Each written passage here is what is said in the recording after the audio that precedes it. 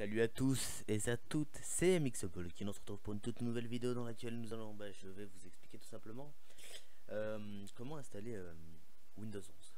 Ces bêtas de Windows 11 qui sont disponibles via le Windows machin chose Insider, la programme Insider. Tout d'abord, on va commencer par simplement dire que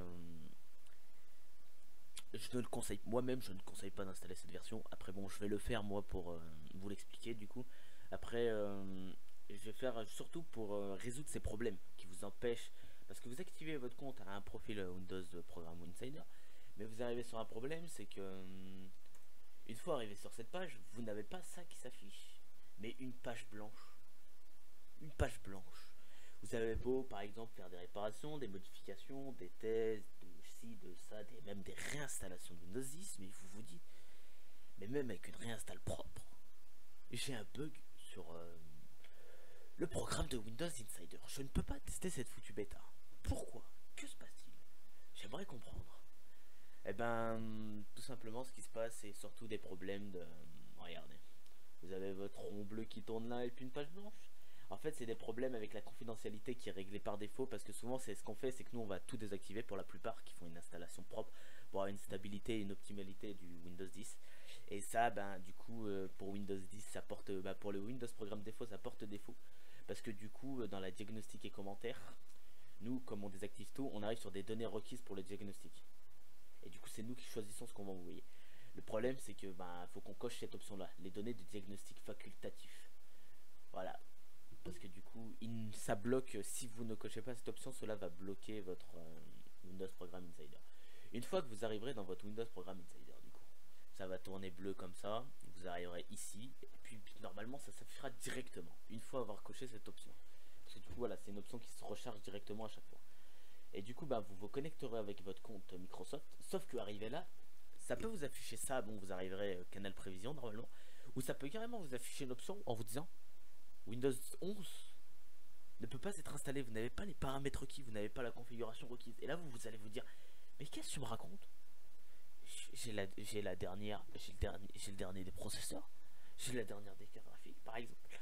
J'ai le dernier des... Pourquoi je ne peux pas? Qu'est-ce que tu me racontes? Frère, je te fais tourner 15 fois Windows si je veux sur ma machine. Pourquoi je ne peux pas Je ne sais pas, je comprends pas ce que tu me racontes. Eh ben tout simplement parce que voilà.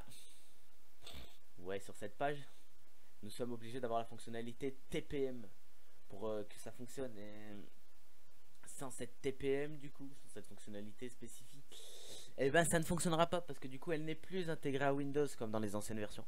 Et du coup, que faut-il faire? Tu vas me dire, mais comment je fais? Eh ben t'es dans la sauce, cousin. Si t'as un processeur qui a plus de 6 ans, voilà, par exemple, tu vas devoir investir dans des petites merdes comme ça, tu vois. Faire des installations, par exemple, ça c'est chez Asus. Faudra voir si ça c'est Gigabyte ou chez les autres marques. Après, si t'as un processeur qui a moins de 6 ans, ouais, même 7 ans, voilà, regarde, c'est même 7 ans. Tu vois, si t'as un processeur qui a moins de 7 ans et qu'il est chez Intel ou AMD, parce qu'il y a les marques référentielles, bien sûr, et ben, t'auras une option qui sera dans ta carte mère, du coup, si ta carte mère aussi est très récente aussi, du coup, si dans cette carte mère, t'es chez Intel, t'auras une option qui s'appelle le Intel PTT. Cette option, c'est ce qui te servira à faire à désactiver le check. Comment on appelle ça? Je connais pas les termes par cœur. Je suis un peu moi disais. Voilà. Et du coup, en fait, ça dira à Windows que t'inquiète pas, le TPM il est là. Tu vois, alors que non, il n'est pas là. Mais il est là. Ne t'inquiète pas. Ça fonctionne. Voilà, il n'y a pas de problème. Et pour les AMD, c'est pareil, ce sera le AMD PSP FTPM comme on voit ici. Et du coup, ce protocole sera visible directement. C'est du coup, si tu démarres pas de la merde sur ton Windows, tu n'es pas éligible à Windows. Parce que Windows, on sait qu'ils aiment bien nous faire de la merde, comme tout le temps. Voilà, c'est mon avis personnel. Après, chacun son avis sur ça. Mais voilà, une fois que vous installez cette fonctionnalité, et ne vous inquiétez pas du coup pour le nom des fonctionnalités TPM, que ce soit AMD PSP, FTP, ou Intel PTT, ça sera dans le BIOS. Vous cherchez un peu dans les fonctionnalités, surtout dans les fonctionnalités sécurité habituellement, parce que comme c'est un module de sécurité, il faudra sûrement aller dans votre BIOS et dans un module de sécurité pour installer ces fonctionnalités. Voilà. Et pour moi, je sais que j'ai un AMD, et du coup, dans mon module B, j'ai une carte mère B450 de chez Aorus, Gigabyte. Et du coup ça s'appelait bien comme ça. Et c'était le premier truc qu'on voyait dans le truc de sécurité.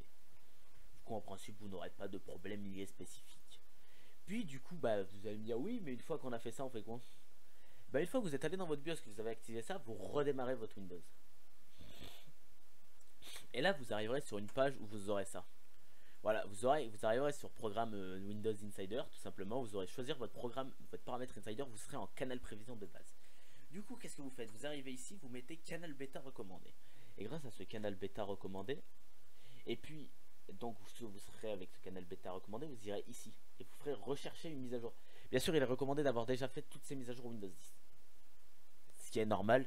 On va dire, bon, je suis là. C'est beau. Et ben maintenant, on attend le téléchargement. Et puis bah pour nos hommes fibrés ça ira très vite. Et pour les hommes un peu moins fibrés ça ira très lentement. Je ne sais pas combien fait réellement le pactage de Windows 11, mais je sais qu'il est très gros. Voilà. Bah, quand on demandait par exemple pour une configuration requise 30 Go pour faire tourner Windows 10 et qu'on t'en demande 65 pour faire tourner Windows 11, tu te dis que Windows doit quand même prendre de la place. Voilà. C'est mon avis. Voilà, je pense que ça prend un peu de place quand même. Voilà. Ouais. Et puis bon, du coup, on va se retrouver après l'installation faite ou pendant l'installation pour voir un peu comment se passe l'installation de Windows 11. Et puis, à tout de suite. Ce qui est intéressant, du coup, comme je le faisais, c'est que... Voilà, du coup on se retrouve pour la suite de la vidéo. Bon, j'ai fait l'installation comme prévu pour faire le test et vous le montrer. Voilà, ça c'est mon ordinateur de test. Je préfère garder Windows 10 pour l'instant sur ma machine.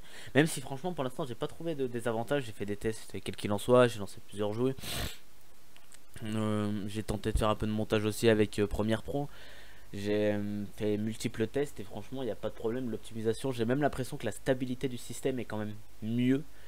C'est étonnant au vu d'une bêta, mais c'est vrai que c'est vrai que si on faisait l'exemple par exemple des anciens Windows, quand tu arrivais sur la version du Windows, il y avait des problèmes de stabilité, ce qui est normal parce que du coup c'est une bêta, parce qu'ils veulent faire des nouvelles fonctionnalités, tout ça, tout ça. Après c'est vrai qu'il n'y a pas l'air d'avoir de nouvelles fonctionnalités réelles. Il y a juste eu des modifications graphiques. Voilà, c'est ça. À part avoir eu des modifications graphiques, il n'y a pas eu de différence de fonctionnalité où j'ai pas remarqué spécifiquement. Après c'est vrai que voilà, ça c'est de l'interface graphique. Et sinon pas mal, franchement bien plus optimisé, bien plus fluide, ça bouffe bien moins sur la RAM, sur le composant. Après en vrai moi j'ai pas de tuto, j'ai pas de choses spécifiques à expliciter. Voilà, moi je vous le dis franchement, c'est pas mal. Je le conseille, maintenant moi c'était, voilà, je faisais juste la vidéo pour les personnes qui m'ont demandé comment on faisait pour installer Windows 11, ce qui est très intéressant parce que ça peut être grandement utile. Maintenant, maintenant c'est à vous de savoir. C'est vrai que peut-être qu'il va y avoir une mise à jour plus tard qui va sauter, voilà, pour l'instant il y a de la stabilité, mais pour l'instant comme c'est qu'une version bêta et que c'est pas une version officielle, c'est pas fiable à 100%. Mais franchement, sinon il est vraiment beau. L'interface graphique de celui-ci, c'est vrai qu'il est pas mal. Moi je vous le conseille. Maintenant voilà, je vais pas en dire plus. Je vais vous laisser découvrir Windows 11 et ses fonctionnalités. Très stable pour l'instant. J'ai pu le tester, franchement j'ai pu jouer à CSGO, à Destiny. Juste tester, vas-y, 10 minutes. Et franchement très stable, fluide. Je vous remercie. Voilà. Du coup passez une bonne soirée. Une bonne soirée, qu'est-ce que je raconte? On est 15h55, je te dis de passer une bonne soirée, cousin. Voilà, passez une bonne fin de journée à vous. Et puis je vous remercie d'avoir visionné la vidéo. J'espère que cette petite vidéo vous aura servi. Et puis bonne journée à vous. Au revoir.